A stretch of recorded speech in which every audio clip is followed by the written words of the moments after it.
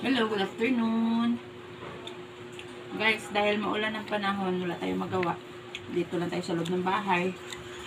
Nakahiga-higa. Luto tayo ng fries. Ibang flavor. Hindi lang puro cheese. Anong flavor nga to, be? Sour cream. Sour cream. Masarap pala yung sour cream. Kakasawa naman kasi palagi lang cheese. At saka, kikiam. Luto tayo street foods. Buti may ano pa pala. May kikiam pa ako sa ref. Tapos may fries pa. Yung bata. Ayan.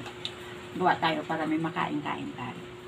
Guys, mag-ingat ang lahat guys kasi si Bagyo Johan, malakas yun.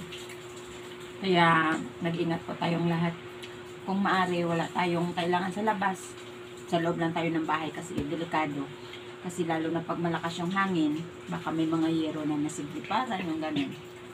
Okay guys. Okay guys, mag-ingat po tayo lahat guys. Bye!